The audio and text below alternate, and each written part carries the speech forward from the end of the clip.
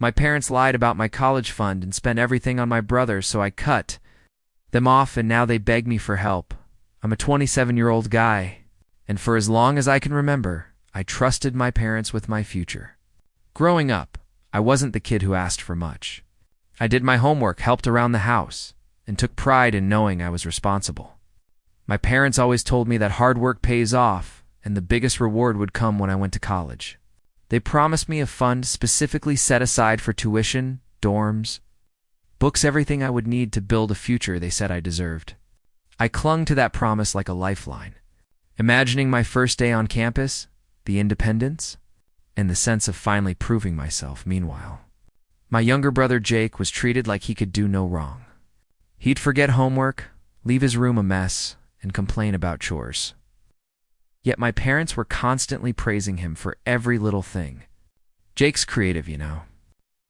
You have to let him explore at his own pace, they'd say, giving him the freedom I could never have. I didn't resent him at first. I thought my parents were just balancing attention, giving me the guidance I needed while letting him find his path. Still, a tiny knot of unease formed every time I saw the difference: the expensive gadgets, the trips, the constant approval. I saved every paycheck from my part-time job, thinking each dollar was a brick in the foundation of the life my parents had promised me. Even with that subtle tension, I believed in their guidance. They'd often mention, almost apologetically, that Jake needed a bit more help this year, but they assured me, "Your fund is safe. Don't worry about a thing." I nodded and smiled, willing myself to trust them, because I wanted to believe in something steady, something secure. And for years it worked. I studied, I saved, I sacrificed small things, all under the comforting umbrella of their promises. Then came the letter. The envelope felt heavier than I expected, like a physical manifestation of everything I'd built up in my head. My heart pounded as I sliced it open, visions of moving into a dorm, meeting new people, and starting a life of my own flooding my mind. But even as I read the first few lines, a small voice inside me whispered something I couldn't quite place. Something felt off. I opened the letter with a mix of excitement and nerves, expecting the usual formal congratulations, tuition details, maybe some tips on dorm life. But as I skimmed the first few paragraphs, a chill ran down my spine. The numbers didn't add up. Tuition, housing, book sit was all far higher than what I remembered the college fund covering. My stomach sank, and I sat back, staring at the paper as if it might suddenly rewrite itself. I felt a flicker of panic, but I pushed it down, thinking maybe I miscalculated, maybe I just forgot some fees. I had trusted my parents all these years. Surely they had a plan. Over the next few days, the cracks became impossible to ignore. I noticed the way my parents talked about Jake, how casually they mentioned new gadgets, expensive trips, and tutoring sessions I could never have afforded. "Jake's been working so hard, he really needs our support," my mom said one evening as I tried to bring up my tuition worries. My dad chimed in, "You'll manage, son." We promised yes, but Jake has special circumstances. I nodded politely, forcing a smile, but inside, a seed of doubt had taken root. Was my entire future being quietly siphoned off for Jake's convenience? The tension in the house grew even when I tried to act normal. Conversations became minefields. I'd mention a college expense, and my parents would redirect, subtly reminding me of Jake's accomplishments or needs. It felt like walking on thin ice, and the harder I tried to assert myself, the more they leaned into those guilt-tripping lines. "We just want the best for both of you," they said, as if repeating it enough could make me forget the inequality that had quietly been eating away at me for years. I'd sit in my room at night, listening to the hum of the fridge, the faint creak of the floorboards above where Jake played video games. I'd wonder if I had been naive my entire life. I started checking my savings obsessively, hoping to find some left over from the fund, some reassurance that I wasn't completely abandoned. But each glance at the account balance tightened the knot in my chest. My parents had never let me see the fund directly, always assuring me, "We'll handle it. It's all taken care of." And now, as I stared at the bare numbers, I realized that taken care of might have meant something entirely different than what I had believed. Something was wrong. And deep down, I knew I had to face it. But I wasn't ready to confront the truth, whatever it was, just yet. By the time I started packing for college, the unease had grown into a low, persistent gnawing at the back of my mind. Every box I folded, every textbook I lined up on the shelf, I imagined it all paid for, secured, and ready just as my parents had promised. I had spent years saving, working part-time shifts at the local grocery store, skipping nights out with friends, all to make sure I wouldn't be a burden. And now, holding my acceptance letter in one hand and the bank statement in the other, I felt a tightening in my chest that I couldn't ignore. Something was off. My parents were outwardly supportive, of course. "We're so proud of you," my mom said, her eyes glistening as she adjusted the papers on the kitchen table. "You've worked so hard. Everything will fall into place." My dad patted my shoulder, smiling, but there was a subtle tension behind his eyes, a flicker that made me hesitate before believing him. And then, almost casually, my mom added, "Jake needed some extra support this year, you understand?" I nodded quickly, forcing myself not to show the rising anger. Deep down, I wondered if that support had come from my college fund.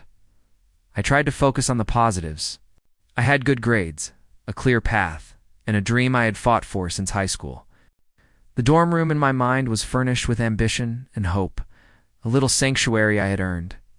But each mention of Jake, each casual comment about his needs, made my stomach twist. How had I spent all these years working for a promise that now seemed tenuous at best? How could they justify taking what I had been told was mine for someone else? At night, I would sit in my room, the hum of the radiator filling the silence, try to reconcile my trust with the creeping suspicion. I would run scenarios in my head. Maybe I misunderstood the fund. Maybe there were extra scholarships or loans I didn't know about. But each explanation felt flimsy, like a thin veil covering a growing truth I wasn't ready to face. My hands shook slightly as I stared at my laptop, trying to calculate how much of my dream could still be salvaged without their help, and then came the first hint that the situation was far worse than I imagined. A brief glance at some old financial documents I found tucked in the filing cabinet, a stack of receipts, travel bookings, and invoices for Jake's hobbies made my stomach drop.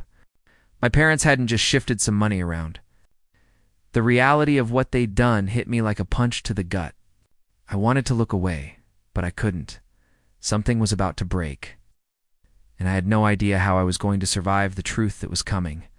The next morning, I couldn't shake the pit in my stomach. I kept replaying what I'd seen the night before, the receipts for trips Jake had taken, the tutoring sessions I'd never been offered, even the new gaming setup he'd received for his birthday. My hands felt clammy as I sipped my coffee, trying to convince myself it was a coincidence, that maybe some of the expenses were covered elsewhere.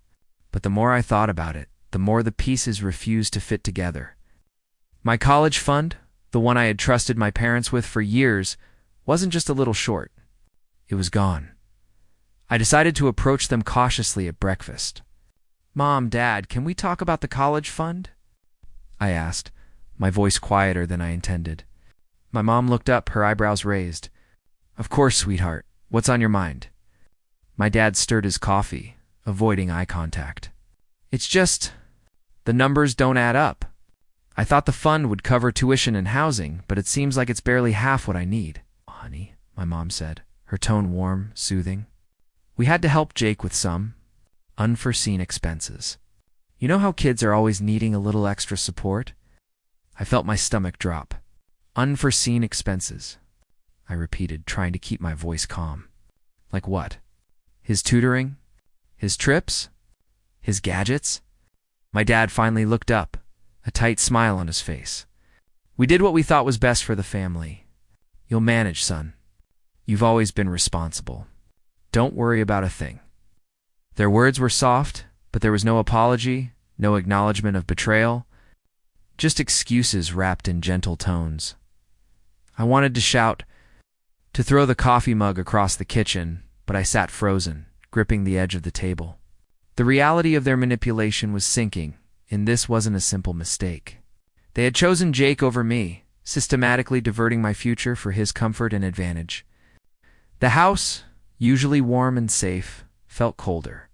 Every familiar sound, the hum of the fridge, the creak of the floorboards reminding me I had been lied to for years. I wanted to ask more questions, to demand answers, but I couldn't. My throat tightened, my mind racing, heart pounding. I realized that confronting them fully would mean acknowledging just how deep the betrayal went in. I wasn't sure I was ready for that truth. I looked down at my hands, feeling the weight of everything I'd trusted them with slipping away. Something had to give, and I knew this was only the beginning. I couldn't sleep that night. Every time I closed my eyes, I saw the receipts, the invoices, little notes my parents had left, casually documenting how my future had been siphoned off for Jake's benefit.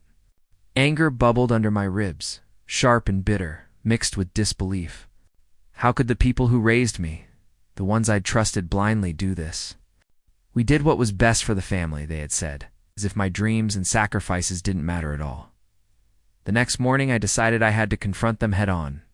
"Mom, Dad," I said, keeping my voice steady despite the tremor in my hands. "I need the truth. Every penny of my college fund, where did it go?" My mom's lips tightened, and my dad looked away, shuffling papers like they could disappear if he ignored me long enough. "We told you, son," he muttered. "Jake had some needs. We did what we could." I felt my chest tighten. Needs. He had trips, new electronics, tutoring sessions, and I get scraps. I've worked and saved for years, and you spent it all on him? The words spilled out, louder than I meant, echoing in the quiet kitchen. My mom sighed, soft but sharp, a sound that somehow cut deeper than any raised voice. "You're exaggerating, sweetheart. You always think everything is about fairness. We gave you plenty of support in other ways." I shook my head, fury and hurt twisting together. "Other ways? I trusted you. I didn't just save money. I sacrificed nights, weekends, friends, hobbies, everything. Thinking I had a future you promised." My voice cracked, and I saw a flicker of guilt cross their faces. But it was fleeting, swallowed quickly by their practiced calm. Then came the most painful part, the revelation I hadn't fully grasped yet. As I sifted through the paperwork again, I realized they hadn't just redirected some of my fund. It liquidated it completely for Jake. Every dollar earmarked for tuition. Housing, books, even small living expenses was gone. My stomach churned. I felt dizzy, my head heavy with betrayal. I wanted to retreat, to cry, to scream, but I also felt something stirring inside, me a clarity, cold and cutting. I couldn't undo the past, but I could decide what happened next. And I knew one thing for certain.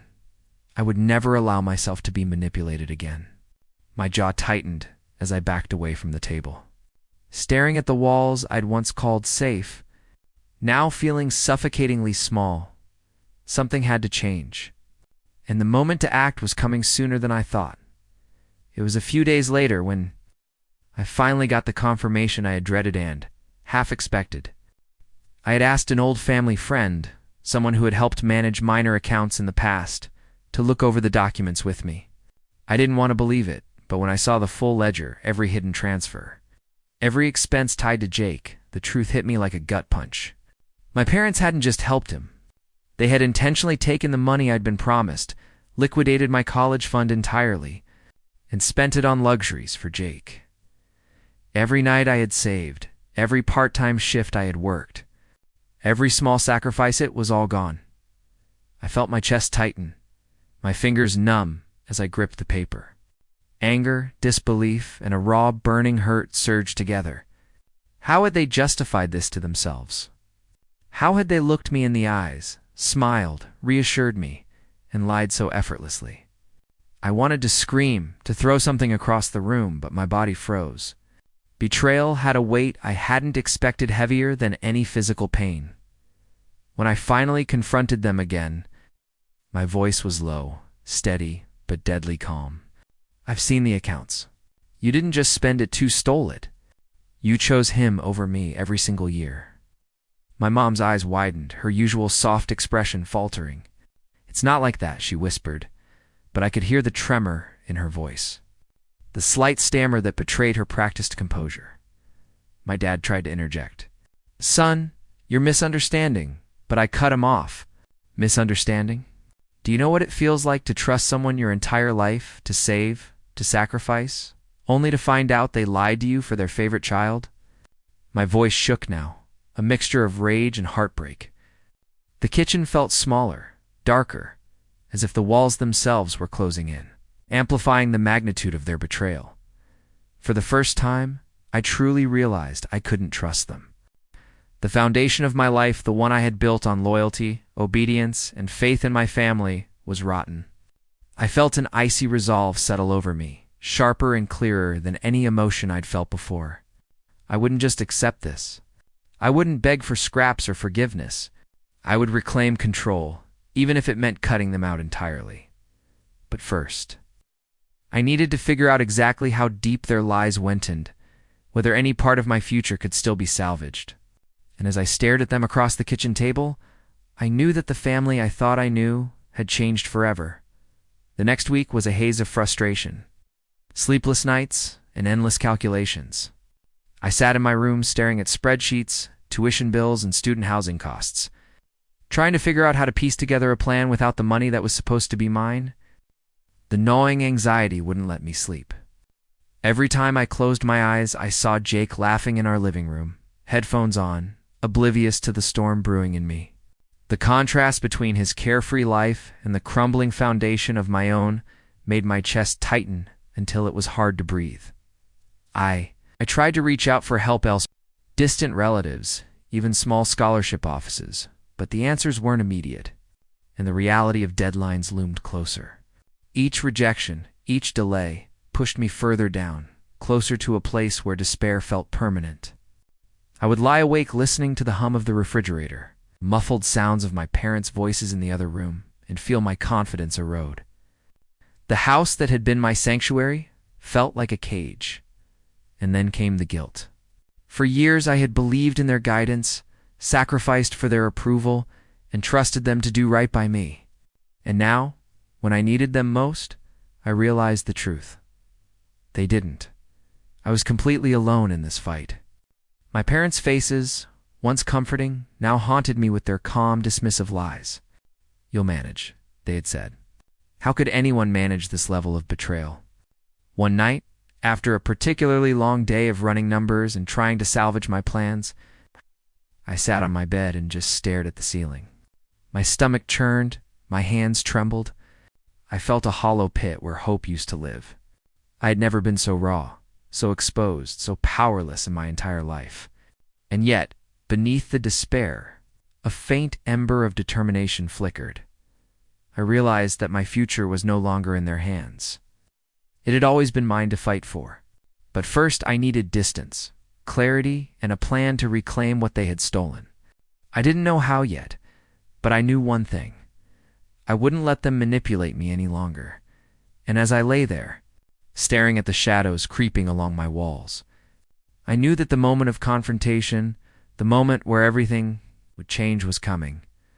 The morning I made the decision to cut them off, the air in the house felt heavier than usual. I watched my parents moving around the kitchen, casually discussing Jake's plans for the weekend, oblivious to the storm brewing inside me.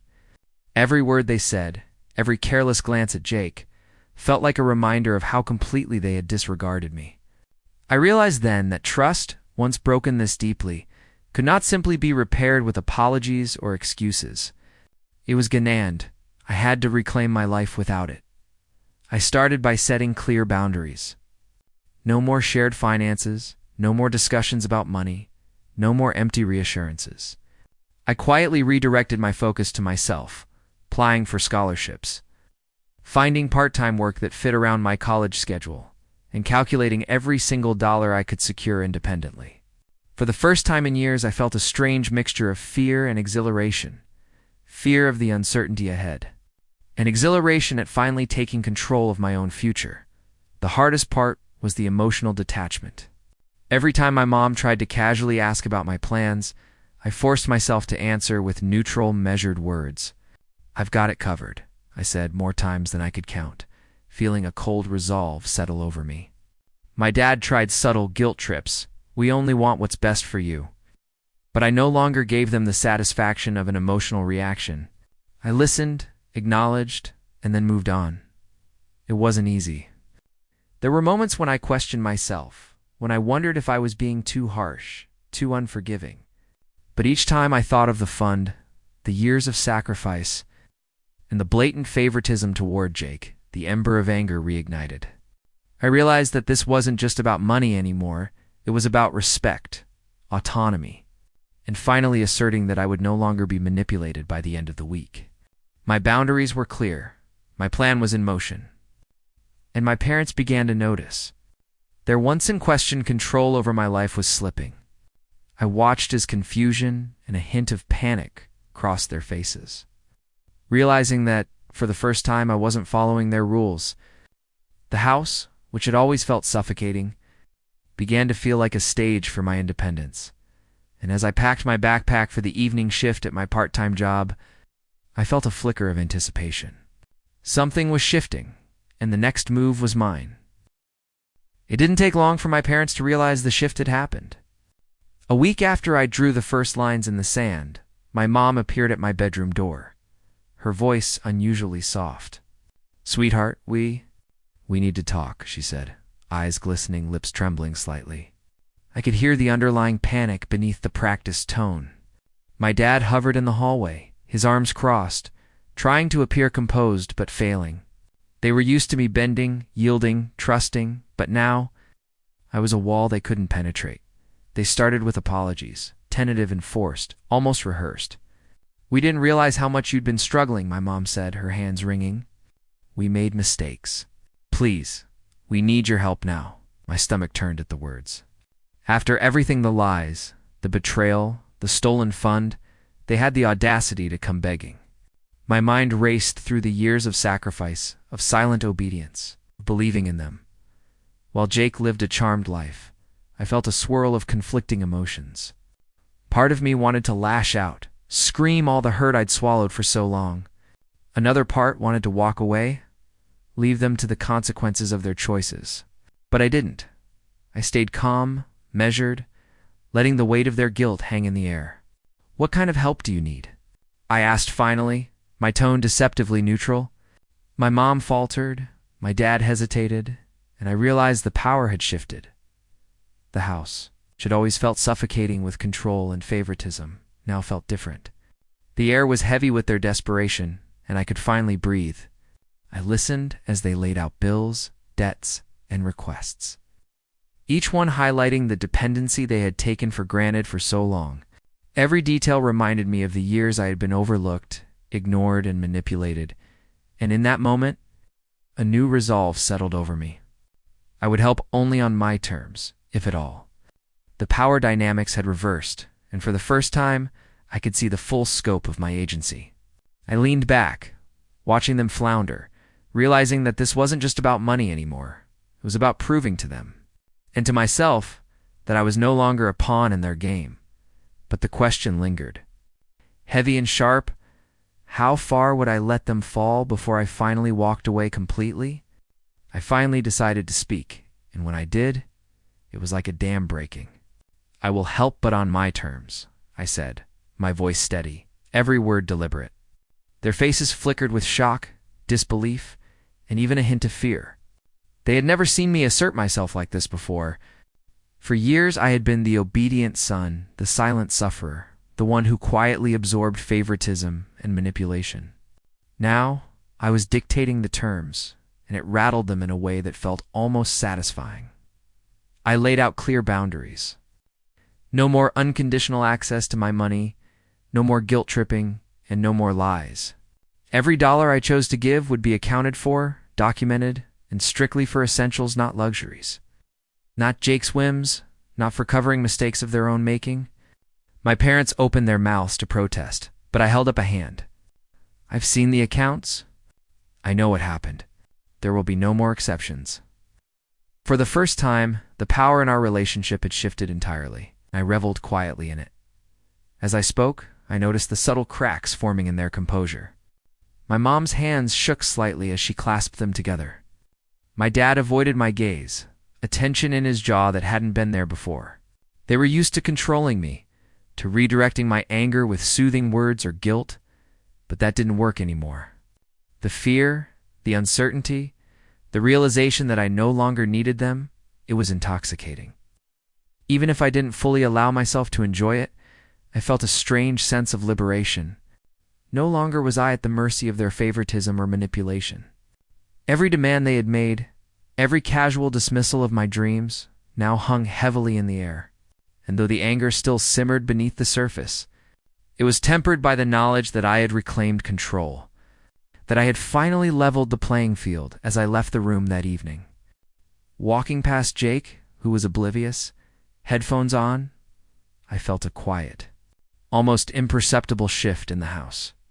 The balance of power had changed, and I could sense their uncertainty growing with every step I took. And somewhere deep inside, I knew this was just the beginning of asserting my life hand, teaching them the consequences of their choices. With the boundaries firmly in place, I finally turned my attention to rebuilding my life. I applied for every scholarship I could find, took on extra shifts at work, and meticulously budgeted every dollar I earned. For the first time, I realized that my future didn't depend on anyone else, not on my parents. Not on Jake, not on promises that had always been empty. Each small victory, each dollar saved, was a reminder that I was finally in control. I could feel the contrast with my parents' lives more than ever.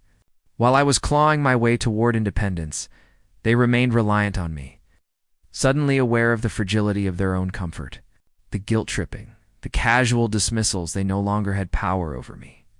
Every interaction became a subtle exercise in control, a quiet assertion that I would no longer be manipulated. I felt a deep satisfaction in knowing that the child they had once favored had no leverage over me anymore. Even Jake noticed the change.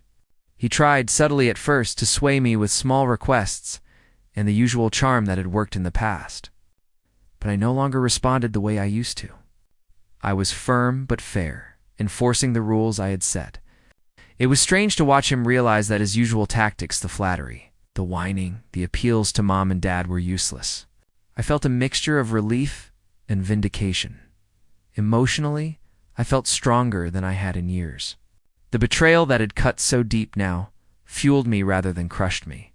Every plan I made, every goal I achieved, was a reclamation of the life that had been stolen.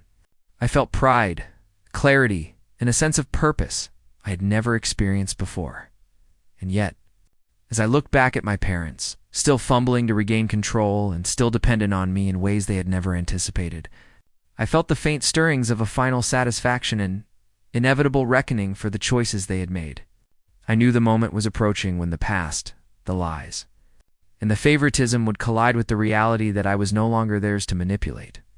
The question lingered in my mind. Sharp and tantalizing, would they finally learn? Or would I have to show them the consequences myself? By the time I finally crossed the finish line, I was a different person. College was underway, my finances were secure, and I had carved out a life entirely on my terms.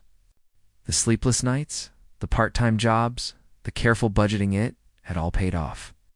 Not because my parents had kept their promises, but because I refused to let their lies dictate my future. For the first time, I felt genuinely free, empowered, and unshakably independent. My parents' desperation became impossible to ignore. Calls, messages, small pleas for assistance, they were no longer filled with casual confidence or subtle manipulation. Instead, they were tinged with uncertainty, embarrassment, and regret. Jake, once the golden child, had no leverage anymore, and my parents realized it. The power dynamic had shifted completely, and the realization weighed heavily on them. I felt no joy in their discomfort, only a quiet satisfaction in knowing that I had reclaimed control and finally established boundaries they could not cross.